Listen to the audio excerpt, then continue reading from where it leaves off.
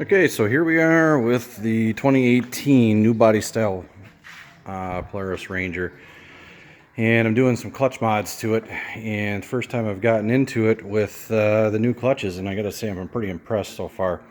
Actually, taking the cover off here, pretty straightforward, just like any other Polaris clutch. No air hose to deal with in terms of the cooling to the clutch cover.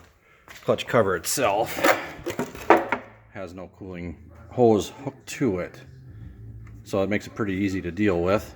One thing that does get in the way just a little bit, and you could probably work around this if you really wanted to, but the air intake hose that hooks to your throttle body here and then goes over to the air box, it's kind of handy to get that out of the way. So you just take a couple worm clamps loose, pop that off, and it picks right up out of the way.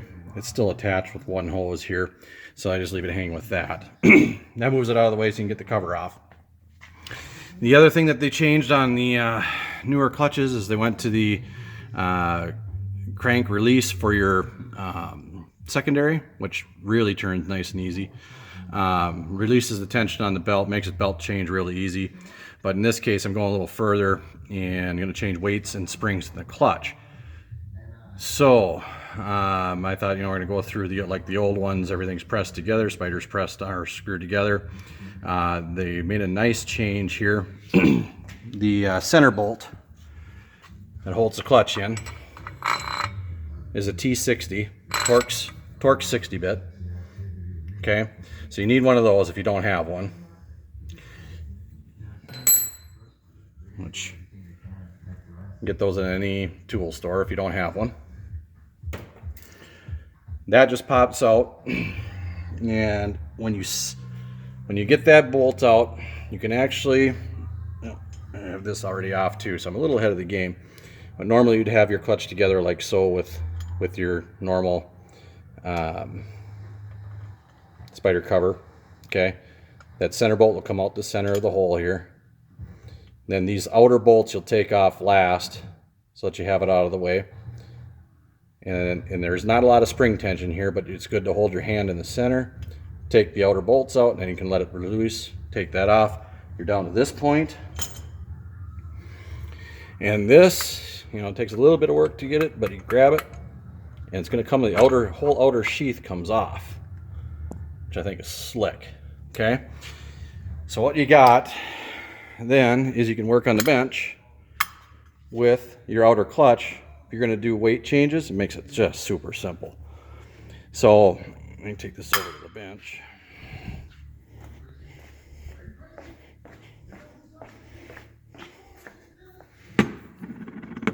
So the only thing you want to be careful of, and if you've been in clutches before, you already know this, but sometimes it's easily forgotten and you might overlook it. There's X's marked on these. That's the balance marks. Okay? When you take this piece out, you have to kind of work it out real carefully. Don't force this. This is on slides. This is what your clutch is going to slide on, so you don't want to get rough with this. I'm going to try and do this with one hand, but this might be a little tougher to do with one hand here. Bear with me a little bit. Okay, boom, got it out. So if you look down in here, there's another X. Okay, so when you put this back together, you got to make sure the X's line up. X to X, okay? Now, I've already changed my weights in here. So the Polaris 2018, I think, is really, really jumpy on takeoff. And I mean, you barely touch the throttle and the thing just lurches into gear. And so I'm changing that up just a little bit. It runs at a lower RPM. The new 2018s, I think, to get them a little quieter also, they run them at a lower RPM. So you're running the 6,000s for RPMs versus the General. Let's say I had a Polaris General, that ran in the 8s almost. What I'm doing is I'm setting it up to kind of run like the General, because I'm also doing a ECU upgrade. It's going to make the 2018 Ranger basically 100 horse, just like the General. But in order to maximize the power out of it, I do need to change the RPM range. This is what I'm doing here. These weights here, you can see, are much thinner and smaller, or thinner and lighter. So it's going to take more RPMs for these to swing out to engage the clutch, okay? These were the originals. These are massive pieces. No wonder they kick in so hard and so fast. So nothing wrong with that. I mean, if a guy likes that, don't change it. I mean, it's not like you have to. But for me, I like making them a little more controllable. This will make it a lot more controllable on the low side, okay? So now, once you've got these out, like I say, this is out on your bench. You can change your weights real easily. 10 millimeter. And an Allen head on this side. And they actually notched them out now here, which makes it nice. I don't know why that wasn't done before, but it makes it super easy for a socket to fit in there now. So you can get that down.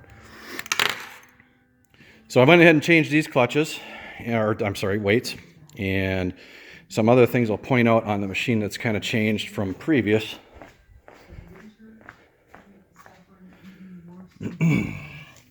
So you'll see in here, now, when you take this out, your bolt, your center bolt that holds it in and goes in here, this is on just like this, okay?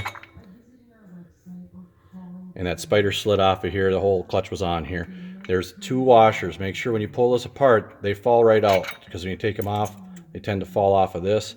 Just make sure you put them back on, okay? That's your technically your shims, okay? So that has to come off. Make sure you put them back on. Now this portion, this is the guide for the clutch. Make sure it goes on the right way. Deep side in, okay? And that pushes on this spring. You'll see as I'm pushing on it, pushes on this spring, okay? You wonder, okay, what's that for? Well, what they've got this set up to do,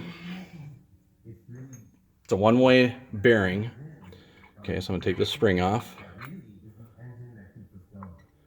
And I'll take this off also. And this is where your belt's going to ride on. The belt rides on this. You notice it spins, okay? So I take this off. This is your one-way bearing, okay? Now it's technically not a bearing. It's a bushing, okay? But notice how it's got teeth on the back. All right, one-way teeth. That goes with this little piece in the back. And there's also teeth to match that, so it catches it. And it's got notches that match the inside of the clutch. There's inside the clutch has a teeth. Now I was going to eliminate engine braking in this. I originally thought I could just eliminate this, and that would take care of my one-way bearing. The only issue I can see with that right now is when I do that and I put this back on and I turn it back. Hear that clinging? It's actually touching the teeth on this here are touching the inside there. So I don't think I can do that without either making a lot of rattling noise and eventually have a lot of metal, which isn't good. So I'm going to leave that alone. So this goes back just like so. On with this. Spin it till everything lines up. See, when you go forward, it just ratchets over. When you turn back, it locks. Okay. So, yeah, put that back on. And that goes over the spring, and it keeps it close together so that your clutch slides back and forth over that. As it gets faster, its clutch is going to go in, of course, so it's got to go over that. Okay. All right, I'm going to go and get the rest of this put together, and I'll show you the completed unit when we come back.